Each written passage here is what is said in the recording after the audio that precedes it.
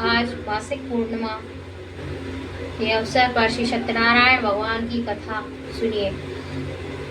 श्री सत्यनारायण भगवान की जय। एक समय नैमिषारण्य तीर्थ में सैनिक 88,000 ऋषियों ने श्री सूत जी से पूछा कि हे प्रभु, इस कलयुग में वेद विद्या रहित मनुष्य को प्रभु भक्ति किस प्रकार मिलेगी तथा उसका उद्धार कैसे होगा। इसलिए हे मुनि, कोई ऐसा तप कहिए जिससे थोड़े समय में पुण्य प्राप्त होवे तथा मनवांछित फल मिले। वह कथा सुनने की हमारी इच्छा है। सर्वशास्त्र ज्ञाता सूत जी बोले, हे वैष्णव, मैं पूज्य आप सबने प्राणियों की हित की बात पूछी है। अब मैं उस श्रेष्ठ व्रत को आप लोगों से कहूँगा जिस व्रत को नारद जी ने श्री लक्ष्मी नारायण से पूछा था और लक्ष्मीपति ने मुनि श्रेष्ठ नारद जी से कहा था। सो ध्यान से सुनो। एक समय योगी राज नारद जी दूसरों की हित की इच्छा से अनेक लोकों में घूमते हुए मृत्यु लोक में आ पहुँचे। यहाँ अनेक योनियों से जन्मे हुए प्राय सभी मनुष्यों को उन्होंने अपने कर्म द्वारा अनेक दुखों से पीड़ित देखकर सोचा कि यत्न के करने के निश्चित ही प्राणियों के दुखों का नाश हो जाएगा। ऐसा मन में सोचकर विष्णु लोक को गए। वहाँ श्वेत वर्ण 4 भुजाओं वाले देवों के ईश नारायण को देखा, जिनके हाथों में शंख, चक्र, गदा और पद्म थे तथा वरमाला पहले हुए थे। स्तुति करने लगे, हे भगवान, आप अत्यंत शक्ति से संपन्न हैं। मन तथा वाणी भी आपको नहीं पा सकती। आपकी आदि मध्य अंत नहीं है। निर्गुण स्वरूप सृष्टि के आदिभूत तो भक्तों के दुखों को नष्ट करने वाले हो। आपको नमस्कार है। नारद जी से इस प्रकार की स्तुति सुनकर विष्णु भगवान बोले, हे मुनि श्रेष्ठ, आपके मन में क्या है? आपको किस काम की कामना के लिए आगमन हुआ है? निसंकोच कहो। तब नारद मुनि बोले, हे मृत्यु लोक में सब मनुष्य जो अनेक योनियों में पैदा हुए हैं, अनेक कर्मों के द्वारा अनेक प्रकार से दुखी हो रहे हैं, हे नाथ, मुझ पर दया रखते हैं तो बताएं कि उन मनुष्यों को सब दुखों थोड़े से ही प्रयत्न से कैसे दूर हो जाएंगे। थोड़े से ही प्रयत्न से कैसे दूर हो जाएंगे। श्री भगवान जी, हे नारद, मनुष्यों की भलाई के लिए तुमने बहुत अच्छी बात पूछी है। जिस काम के करने से मनुष्य मोह से छूट जाता है वह मैं कहता हूँ, सुनो। बहुत पुण्य देने वाला, स्वर्ग तथा मृत्यु दोनों में दुर्लभ एक उत्तम व्रत है। आज मैं प्रेम वश होकर तुमको कहता हूँ। श्री सत्यनारायण का यह व्रत अच्छी तरह विधि पूर्वक करने मनुष्य आयु उपरांत यहाँ सुख भोग कर मरने पर मोक्ष को प्राप्त होता है। श्री भगवान के वचन सुनकर नारद मुनि बोले कि उस व्रत का फल क्या है, क्या विधान है और किसने यह व्रत किया है और किस दिन यह व्रत करना चाहिए, विस्तार से कहिए।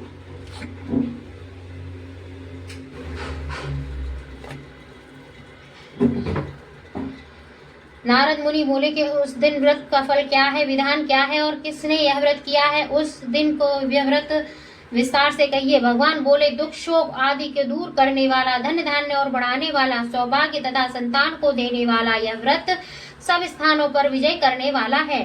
भक्त संतान को देने वाला यह व्रत सब स्थानों पर विजय करने वाला है। भक्ति और श्रद्धा के साथ किसी भी दिन मनुष्य श्री नारायण भगवान के प्रातः काल के समय ब्राह्मण और बंधुओं को साथ धर्म पारायण होकर पूजा करे।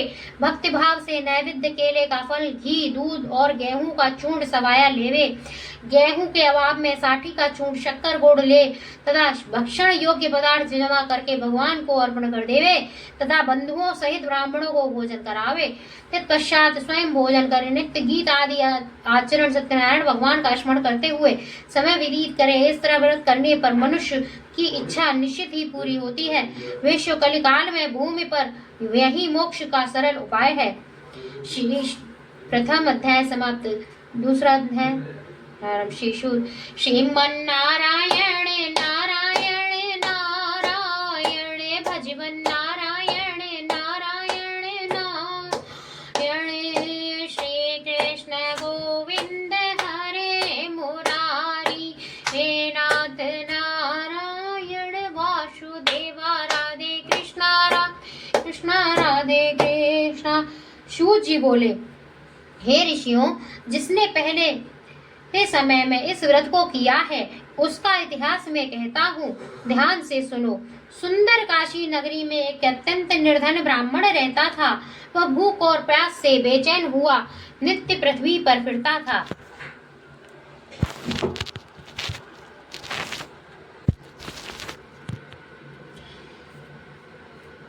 ध्यान से सुनो। सुंदर काशी नगरी में एक अत्यंत निर्धन ब्राह्मण रहता था। वह भूख और प्यास से बेचैन हुआ नित्य पृथ्वी पर घूमता था। ब्राह्मण से प्रेम करने वाले भगवान श्री ब्राह्मण को दुखी देखकर बूढ़ा ब्राह्मण का रूप धर उसके पास आकर पूछा, हे विप्र, नित्य दुखी हुआ पृथ्वी पर क्यों घूमता है? हे श्रेष्ठ ब्राह्मण, यह मुझे कहो, मैं सुनना चाहता हूँ। ब्राह्मण बोले, मैं निर्धन ब्राह्मण हूँ, भिक्षा के लिए पृथ्वी पर फिरता हूँ। हे भगवान, यदि आप इसका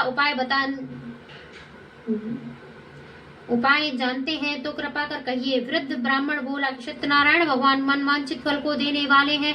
इसके लिए ब्राह्मण तू उनका पूजन कर, जिसके करने से मनुष्य सब दुखों से मुक्त हो जाता है। ब्राह्मण का व्रत सारा विधान बतलाया। बूढ़ा ब्राह्मण का रूप धारण करने वाले श्री सत्यनारायण भगवान अंतर्ध्यान हो गए। जिस व्रत को वृद्ध ब्राह्मण ने बताया, मैं उसको करूंगा, यह निश्चय करके रात में नींद भी नहीं आई। वह सवेरे प्रातः काल उठ सत्यनारायण का व्रत के निश्चय कर भिक्षा के लिए चला। उसको भिक्षा में बहुत सा धन मिला। बंधु बांधवों के साथ सत्यनारायण भगवान का व्रत किया। इसके करने से वह ब्राह्मण सब दुखों से छूटकर अनेक प्रकार की संपत्ति से युक्त हुआ। उस समय वह ब्राह्मण हर मास व्रत करने लगा। इस तरह सत्यनारायण भगवान का व्रत को जो करेगा वह मनुष्य सब दुखों से छूट जाएगा। इस तरह नारद जी से सत्यनारायण भगवान ने कहा, यह व्रत मैंने तुम्हें कहा है। हे विप्र, मैं अब और क्या कहूँ? ऋषि बोले, हे मुनीश्वर, संसार में इस ब्राह्मणों से सुनकर किस किसने इस व्रत को किया है, हम यह सब सुनना चाहते हैं। इसके लिए हमारे मन में श्रद्धा है। सूत जी बोले, हे मुनियों, जिसने इस व्रत को किया है वह सुनो। एक समय ब्राह्मण और ऐश्वर्य के अनुसार बंधु बांधवों के साथ व्रत करने के लिए तैयार हुआ। उसके एक लकड़ी बेचने वाला बूढ़ा आदमी आया और ब्राह्मण बाहर लकड़ियों को रखकर ब्राह्मण के मकान में गया। प्यास से दुखी लकड़हारा व्रत करते देखकर ब्राह्मण ने नमस्कार कर कहने लगा कि आप यह क्या कर रहे हैं और इसके करने से क्या फल मिलता है? कृपा कर मुझसे कहो। ब्राह्मण ने कहा, सब मनोकामनाओं को पूर्ण करने वाला यह सत्यनारायण भगवान का व्रत है। इसके लिए कृपा से मेरे यहाँ धन दान आदि वृद्धि हुई है। ब्राह्मण से इस व्रत के बारे में जानकर लकड़हारा बहुत प्रसन्न हुआ। चरणामृत ले प्रसाद खाने के बाद अपने घर को गया। लकड़हारे ने अपने मन में एक संकल्प लिया कि आज नगर में लकड़ी बेचने से जो धन मिलेगा मैं उसे सत्यनारायण देव का उत्तम व्रत करूंगा। यह मन में विचार कर वह बूढ़ा आदमी लकड़ियों को सिर पर रखकर जिस नगर में धनवान लोग रहते थे वह एक सुंदर नगर में लकड़हारा उस रोज वहां सिर पर रखकर जिस नगर में धनवान लोग रहते थे वहां पर सुंदर नगर गया और उस रोज वहां उसे लकड़ी बेचकर दाम पहले दिनों से चौगुना मिला। तब वह बूढ़ा लकड़हारा दाम ले और अति प्रसन्न होकर पक्के की केले की पुली, शक्कर, घी, दूध, दही, गेहूं, आटा इत्यादि सत्यनारायण भगवान के व्रत की कुल सामग्री को लेकर अपने घर को फिर गया। उसने अपने भाई बंधुओं को बुलाकर विधि के साथ भगवान का पूजन किए और व्रत किया। उस व्रत के प्रभाव से वह बूढ़ा लकड़हारा धन, पुत्र आदि से युक्त हुआ और संसार के समस्त भोगों को भोग कर बैकुंठ को चला गया। श्रीमन नारायण नारायण नारायण, अजीवन नारायण नारायण नारायण, श्री कृष्ण गोविंद हरे मुरारी, हे नाथ नारायण वासुदेवा, राधे कृष्ण राधे कृष्ण राधे राधे कृष्ण। सूत जी बोले, हे श्रेष्ठ मुनि, अब आगे की कथा कहता हूँ, सुनो। पहले समय में उल्कामुख नाम का एक बुद्धिमान राजा था। वह सत्यवक्ता जितेंद्र था। प्रतिदिन देव स्थानों पर जाता तथा गरीब को धन देकर उसके कष्ट को दूर करता था। उसकी पत्नी कमल के समान मुख वाली और सती साध्वी थी। भद्रशिला नदी के तट पर उन दोनों ने श्री सत्यनारायण का व्रत किया। उस समय में वहां एक साधु वैश्य आया और के पास व्यापार के लिए बहुत सा धन था। वह नाव को किनारे ठहरा कर राजा के पास आ गया और राजा के व्रत करते हुए देखकर विनय के साथ पूछने लगा कि हे राजन, भक्ति युक्त चित्त से ये तुम क्या कर रहे हो? मेरी सुनने की इच्छा है, सो आप यह मुझे बताएं। राजा बोले, हे साधु, इस अपने बांधवों के साथ पुत्र आदि की प्राप्ति के लिए महाशक्तिमान सत्यनारायण भगवान का व्रत पूजन किया जा रहा है। राजा के वचन सुनकर साधु आदर से बोला, हे राजन, मुझसे इस सब विधान कहो, मैं भी आपका कथा अनुसार इस व्रत को करूंगा। मेरे भी कोई संतान नहीं है और इससे निश्चित ही होगी। राजा से सब विधान सुनकर व्यापार में निवृत्त हो वह आनंद के साथ घर गया। साधु ने अपनी स्त्री के संतान देने वाले व्रत का समाचार सुनाया और कहा कि जब मेरे संतान होगी तब मैं इस व्रत को करूंगा। साधु ने ऐसे वचन अपनी स्त्री लीलावती से कहे। एक दिन उसकी स्त्री लीलावती पति के साथ आनंदित हो संसारिक धर्म में प्रवृत्त होकर श्री सत्यनारायण भगवान का व्रत की कृपा से गर्भवती हो गई तथा 10वें महीने में उसके एक सुंदर कन्या का जन्म हुआ। दिनों दिन वह इस तरह बढ़ने लगी जैसे शुक्ल पक्ष का चंद्रमा बढ़ता है। कन्या का नाम लीलावती रखा गया। तब लीलावती ने मीठे शब्दों में अपने पति से कहा कि आप अपने संकल्प को किया था वह भगवान का व्रत करूंगा, अब आप उसे करिए। साधु बोले कि हे विप्रिय, अब इसके विवाह पर करूंगा। इस प्रकार अपनी पत्नी को आश्वासन दे वह नगर को गया। कलावती पितृगृह में वृद्धि को प्राप्त हो गई।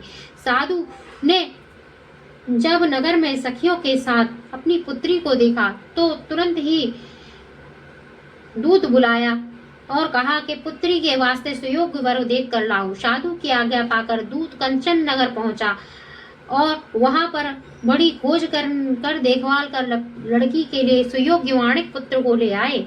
उस सुयोग्य लड़के को देखकर साधु ने अपने बंधु बांधवों सहित प्रसन्नचित्त अपनी पुत्री का विवाह उसके साथ कर दिया, किंतु दुर्भाग्य से विवाह के समय भी उस व्रत को करना भूल गया। तब वे भगवान क्रोधित हो गए और श्राप दिया कि तुम्हें दारुण दुख प्राप्त होंगे। अपने कार्य में कुशल साधु बनिया जमाता सहित समुद्र के समीप स्थिर रत्नपुर नगर में गया और वहां दोनों ने ससुर जमाइन चंद्रकेतु राजा के उस नगर में व्यापार करने गए। एक रोज भगवान सत्यनारायण की माया से प्रेरित दो चोर राजा का धन लेकर चुरा कर भागे जा रहे थे, किंतु राजा के दूतों को आता देखकर चोर ने घबरा कर भागते हुए राजा के धन को वहीं चुपचाप रख दिया और जहां वो ससुर जमाई ठहरे हुए थे। जब दूतों ने उसे साधु वैश्य के पास राजा का धन रखा देखा तो वे दोनों को बांध कर ले गए और प्रसन्नता से दौड़ते हुए राजा के समीप जाकर बोले, यह दोनों चोर हम पकड़ कर लाए हैं, कृपा कर आज्ञा दें। तब राजा की आज्ञा से उनको कठोर कारावास में डाल दिया और उनका सब धन छीन लिया। सत्यनारायण भगवान के श्राप से द्वारा उसकी पत्नी को भी घर में बहुत दुखी हुई और घर पर जो धन था रखा था चोर चुरा कर ले गए। शारीरिक व मानसिक पीड़ा तथा भूख और प्यास से अति दुखित हो गए अन्न की चिंता में कलावती ब्राह्मण के घर गई। वहां उसने सत्यनारायण भगवान का व्रत होते देख फिर कथा सुनी तथा प्रसाद ग्रहण कर रात को घर आई। माता ने कलावती से कहा कि हे पुत्री, अब तक कहाँ रही व तेरे मन में क्या है? कलावती बोली, हे माता, एक ब्राह्मण के घर श्री सत्यनारायण भगवान का व्रत देखा। कन्या के वचन सुनकर लीलावती भगवान की पूजन की तैयारी करने लगी। लीलावती ने परिवार और बंधु बांधवों सहित श्री सत्यनारायण भगवान का पूजन किया और वर मांगा कि मेरे पति और दामाद शीघ्र आ जावे। साथ ही प्रार्थना की, हम सबका अपराध क्षमा करो। श्री सत्यनारायण भगवान इस व्रत के संतुष्ट हो गए और राजा चंद्रकेतु को स्वप्न में दर्शन देकर कहा कि हे राजन, दोनों वैश्यों को प्रातः ही छोड़ दो, उनका सब धन तुम ग्रहण जो किया है वे दे दो, नहीं तो तेरा धन राज्य पुत्र आदि सब नष्ट कर दूंगा। राजा ने से ऐसे वचन कहकर भगवान अंतर्ध्यान हो गए। प्रातः काल राजा चंद्रकेतु ने सभा में अपने स्वप्न को सुनाया।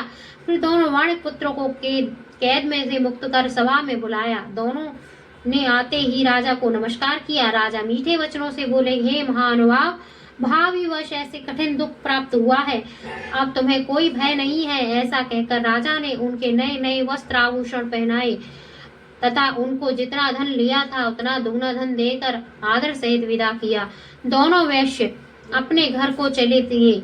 श्रीमन्नारायण नारायण नारायण भजवन नारायण नारायण नारायण श्री कृष्ण गोविंद हरे मुरारी हे नाथ नारायण वासुदेव राधे कृष्ण राधे कृष्ण राधे राधे कृष्ण।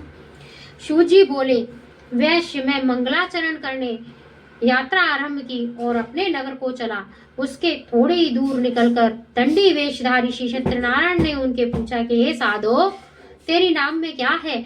अभिमान वाणित हंसता हुआ बोला, हे दंडी, आप क्यों पूछते हो? क्या धन लेने की इच्छा है? मेरी नाम में तो बेल पत्ते भरे हैं। वैश्य का कठोर वचन सुनकर भगवान ने कहा, तुम्हारा वचन सत्य हो। दंडी ऐसा कहकर वहां से दूर चले गए और कुछ दूर जाने समुद्र के किनारे बैठ गए।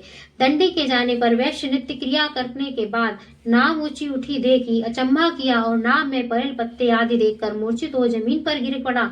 फिर मूर्छा खुलने पर अत्य शोक प्रकट करने लगा। तब उसका दामाद बोला कि आप शोक न करें, यह दंडी का श्राप है, अतः उसकी शरण में चलना चाहिए, तभी हमारी मनोकामना पूरी होगी। दामाद के वचन सुनकर साधु वाणिक दंडी के पास पहुंचा और अत्यंत भक्ति भाव से नमस्कार करने के बोला कि हे भगवान, आपकी माया से मोहित ब्रह्म आदि से भी अपने स्वरूप को जानते हैं, तब मैं अज्ञानी कैसे जान सकूंगा? आप प्रसन्न होइए और मेरे सामर्थ्य के अनुसार आपकी पूजा करूंगा। मेरी रक्षा करो और पहले के समान नौका में धन भर दो। उसके भक्ति युक्त वचन सुनकर भगवान प्रसन्न हो इसकी इच्छा वर देकर अंतर ध्यान हो गया। तब उन्होंने नाव पर आकर देखा कि नाव धन से परिपूर्ण है। फिर वह भगवान सत्यनारायण भगवान का पूजन कर साथियों के साथ अपने नगर को चला।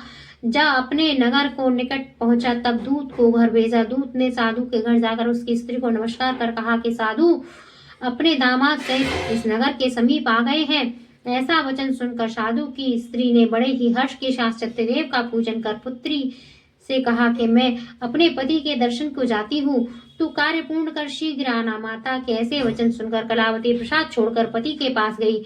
प्रसाद की अवज्ञा के कारण सत्यदेव के ने रुष्ट हो गए।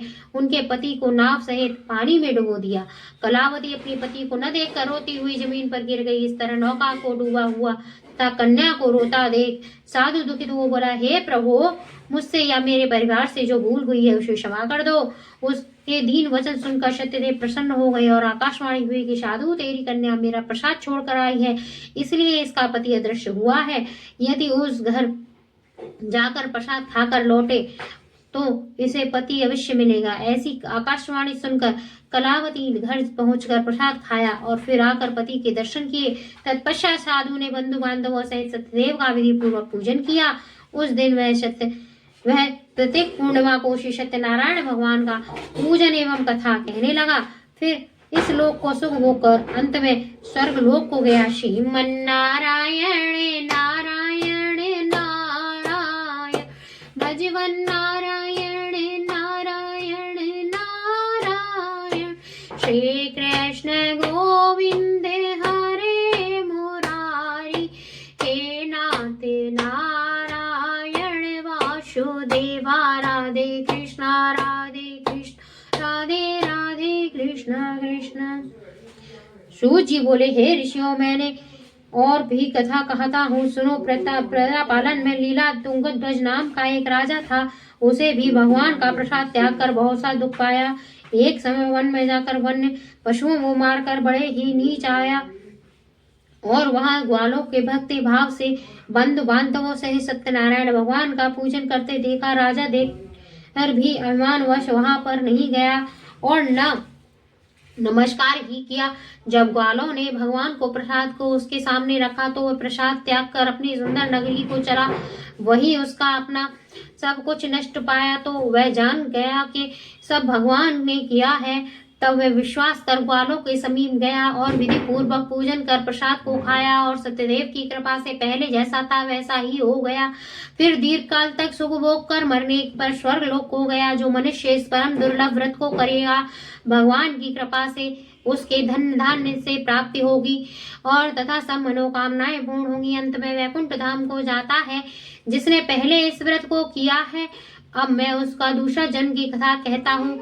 वृद्ध सनातन ब्राह्मण ने सुदामा का जन्म लेकर मोक्ष को प्राप्त किया। उल्कामुख नाम का राजा दशरथ होकर वैकुंठ को प्राप्त हुआ। साधु नाम का वैश्य मोर ध्वज बनकर अपने पुत्र को आरे से चीरकर मोक्ष को प्राप्त किया।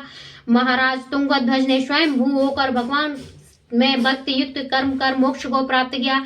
यदि श्री सत्यनारायण व्रत कथा संपूर्ण बोलिए श्री सत्यनारायण भगवान की जय। श्रीमन्नारायण नारायण नारायण भजवन नारायण नारायण नारायण। श्री कृष्ण गोविंद हरे मुरारी हे नाथ नारायण वासुदेव राधे कृष्ण राधे कृष्ण राधे कृष्ण। ओम जय लक्ष्मी रमणा मैया जय लक्ष्मी रमणा। सत्यनारायण स्वामी जगे पात के हरिणा। रत्न जड़ित सिंहासने अद्भुत छविराजे। नारद करत निरंजन घंटा ध्वनि बाजे। प्रगट भये कलि कारण ध्वज को दर्श दियो। बूढ़ा ब्राह्मण बन कर कंचन महल कियो। दुर्लभ भील कठारो इन पर कृपा करी। चंद्र चूर्ण के राजा जिनकी विपत्ति हरी।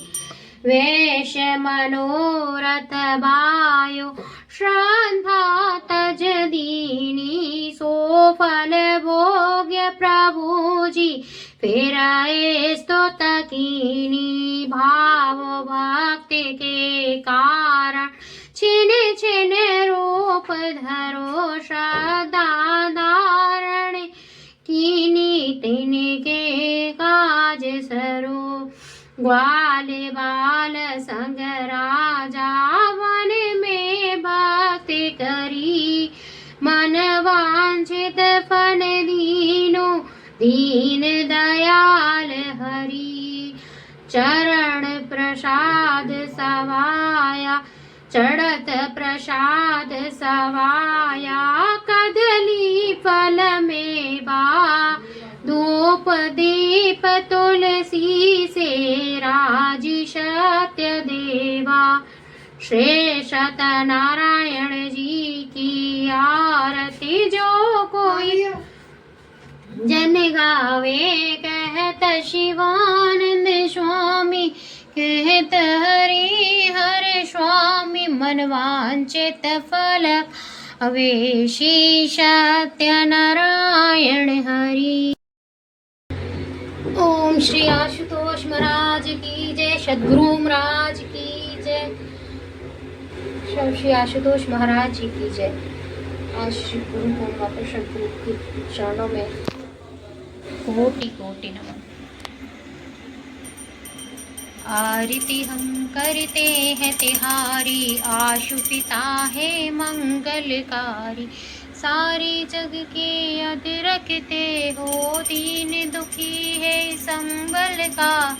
तुम प्रतिपालक अंतर्यामी। नाथ प्रभु दुख भंजन। हर युग में आए हो बन कर राम रहीम कभी बन। तन मन धन सब अर्पित तुमको। और भला क्या भेंट हमार। तुम दाता हो हम है भिखारी। हे अविनाशी विद्या बिना टूटे ना अब प्रीति हमारी। दो ऐसा वरदान है गुरुवर बन जाए तेरे ही पुजारी। आश एक विश्वास तुम्ही हो दीन दयालु हे त्रिपुरारी। आरती हम करते हैं तिहारी। आशु पिता है मंगलकारी। गुरुर ब्रह्मा गुरुर विष्णु गुरुर्देवो महेश्वरा। गुरुर साक्षात् परम ब्रह्म तस्मै श्री गुरुवे नमः। सद्गुरु महाराज की जय, साचे दरबार की जय।